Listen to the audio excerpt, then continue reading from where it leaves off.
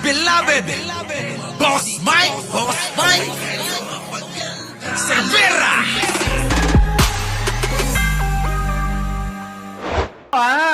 Hala ka, Sara Duterte! Paano mo ipapaliwanag ito? Yaman! Bakit lumobo ng halos 400%?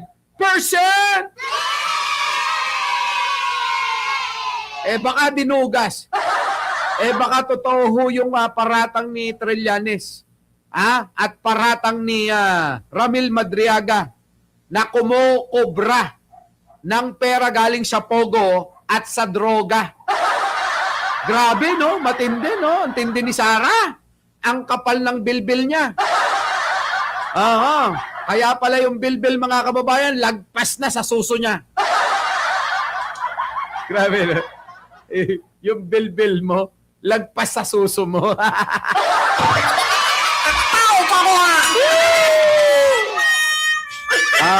Eto na, mga kababayan ko. Nako, eto na, mga kababayan. Oo, takot na si Sara Duterte nyo. Mga DDS, maglapitan kayo. Pakinggan nyo tong balita na to, ipaliwanag nyo. Ano bang meron? Pasok! Si Vice President Sara Duterte mistulang natakot umano sa Ala ka! pag-usad ng impeachment process laban sa kanya. Pahayag ni Duterte ukol sa fishing expedition ng mga Ala ka! pinalagan. Papalusot pa si Sara, mga kababayan ko. Malinaw naman. Ano naman ang kinakatakot mo kay Ramil Madriaga kasi? Ano naman ang kinakatakot mo kung sabpinahan yung pong amla o kaya yung iyong saleng? Dito na ho, mga kababayan, magkakaalaman na ho, mga kababayan ko magkakaalaman na kung sino ba talaga ang tunay na magtatakaw, matakaw, agtatakaw, mandarambong, plunderer, masamang tao. Di ba? Nako, mga kababayan, yari si Buday. Ulitin mo nga, Boss Mike. Ang ganda nung intro mo pakinggan ho ninyo. Mga DDS, lapit. Pakinggan nyo to, Arnold Lopez, Maring Linda, oy. Ito na. Pasok. Samantala, si Vice President Sara Duterte mistulang natakot umano sa pag-usad ng impeachment process laban sa kanya. Wala ka! Katapang-tapang, sabi, mga kababayan, kahit bloodbath pa tayo dyan. Dorobo, mandurugas, nako! Paano na ngayon ito, Arnold Lopez? Natatakot na si Sara. Siguro nanginginig-nginig na, no? Sa amin, ang tawag doon, agtigarger-tikerret na. Yung mga Ilocano dyan, tawag natin ay, naapog, tigarger-tikerret na. Paano, mga kababayan ko ang plano pala din si Ramil Madriaga ay dadalhin sa Kongreso. At yun na nga, mga kababayan ko, dadalhin sa Kongreso ang nagngangalang Ramil Madriaga para magpatotoo sa mga inaakusa kay Sara Duterte na bobo at tanga. Tao pa mo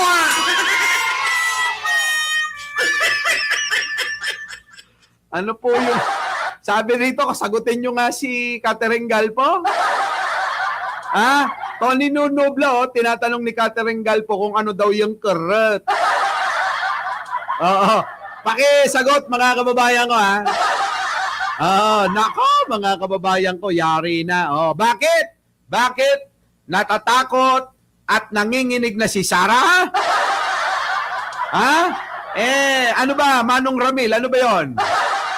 Sari-sari vlog, ito na. Pahayag ni Duterte ukol sa fishing expedition ng mga ebidensya pinalagan. Brigada Haji Kaaminyo, ibrigada mo. Brigada Live Report.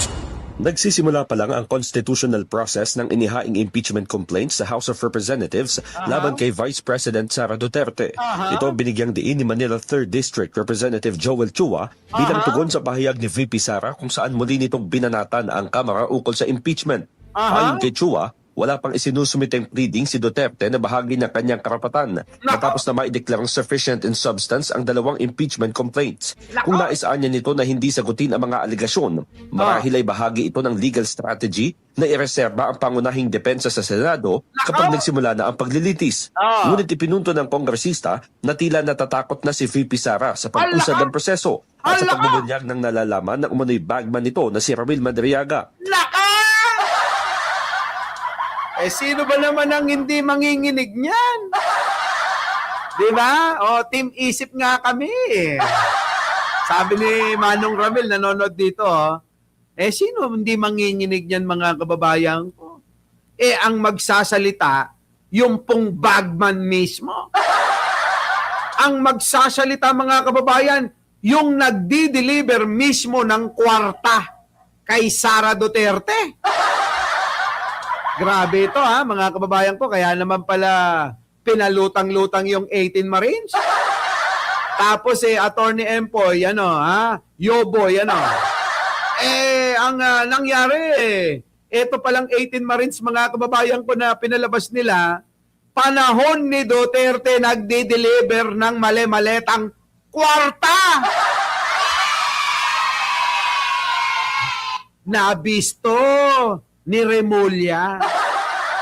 Kita nyo mga kababayan, yung mga development ng mga balita ngayon, talagang hindi magwawagi ang kasamaan ng kulto ni Duterte. Biruin ninyo, yung palang dinideliver na kwarta na mali-maleta kay Duterte pala. Yung kay Remulla. Naalala ko na. Kaya pala, Arnold Lopez, nasan ka ba? Kaya pala, merong family picture. Kailan ba natin yung pinakita? Ngayon ko lang naalala mga kababayan ko. Kaya pala yung pinakikita netong abogado nila na mga litrato, may litrato doon, na mga mali-maleta, tapos sa bandang dulo, mga kababayan ko, may family picture ng mga Duterte.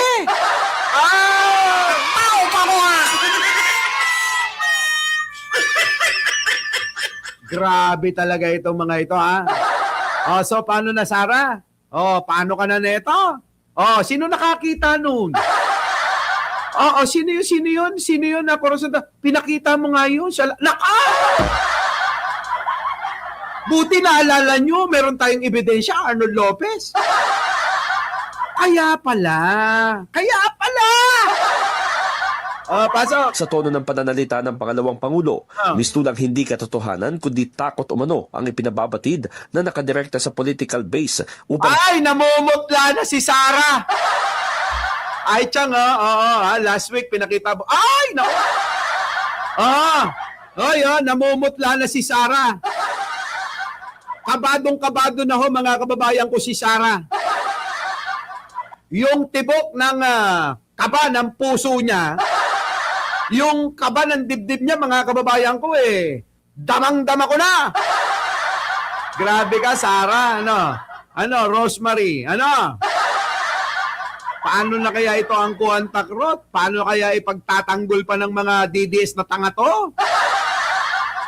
Noland, Taray Chen, di ba, Romy Labros.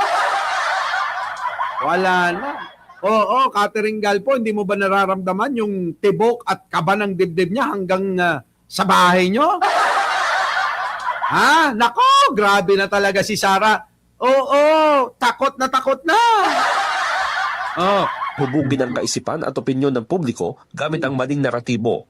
Dagdag ni Chua, kung naniniwala si Duterte sa due process, dapat ay harapin niya ng malinaw at may respeto ang proseso sa halip na siraan ito.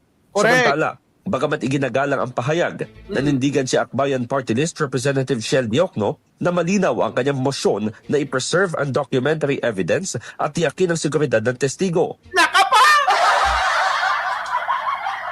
Nako, mga kababayan, no, pura mukhang uusigin ng mga dilawan, pinklawan, at ng mga kakampi, ng katotohanan, ito pong si Sara Duterte.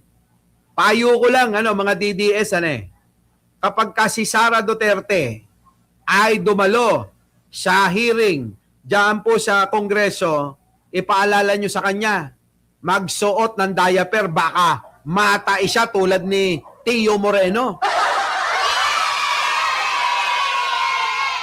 Ay nako mga kababayan, hindi malayo baka matai po si Sara Duterte kapag po ito ay nakaharap na si Ramil Madriaga. Si Kuya Ram, oo, mga kababayan ko. Kita nyo naman yung vlogger niya, natatay Oo, di ba? Eto, si Sara Duterte. Ako paalala lang naman. Para hindi siya magkalat, Di ba, no? Ay tingin ko, mga kababayan, hindi malayong mangyari yan. Pagka nagsama-sama na yung kaba, yung takot, yung nervyos, nako, sigurado, maiihi, matataiyan. Tao ka mo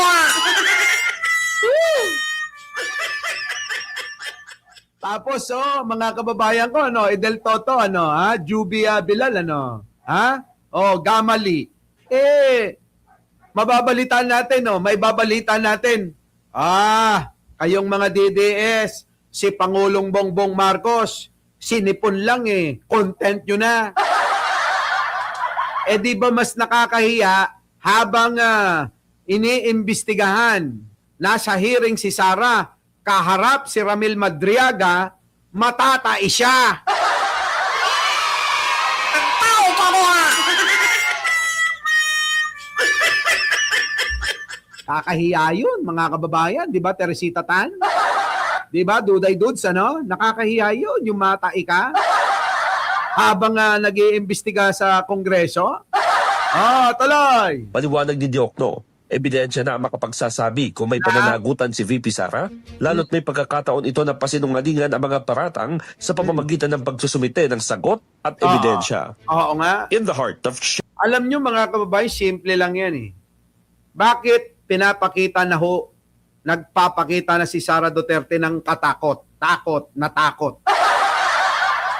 Nagets nyo?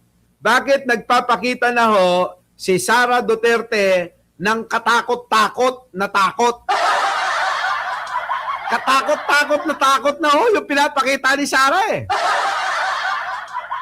Kasi talagang mga kababayan ko, mukhang matindi ang alam neto pong nagngangalang Ramil Madriaga, Annalisa Uso. Ernida Sammartino, Arnold Lopez, tingin nyo. Mukhang ito talaga, mga kababayan ko, mayroong magandang mapupuntahan. At mukhang mga kababayan ko, maglalaslas na naman ng pulso yan. Alam nyo naman si Sara kapag ka nadidepress at nai-stress yan. Sabi nga natin, sinasaktan niya yung sarili niya. Siguro, habang ginugurgur niya yung sarili niya, sinasabi niya sa sarili niya, ang tanga-tanga mo talaga! Ang bobo-bobo mo! Tanga-tanga mo, bobo-bobo mo! Tama na naman yung sinasabi ni Mike Cerverang, tanga ka, bobo ka, Sara! Nako. Yun naman mga kababayan, hindi naman natin mapipigil at mababantayan yan. Di ba, Hindi natin mapipigil at mababantayan kung ano man yung gagawin ni Sara Duterte dyan. Di ba, Gemali, Yoboy, wala Oo, Lucy Minagawa, hindi malayong gurgurin niya na yung sarili niya. Siyempre, kahit naman na makapal at malapad yung pagmumukha ni Sara, sa mga katarantaduhan at pagnanakaw nanakaw niya, sigurado. Baka hindi niya kayanin, ano? Our beloved Boss Mike.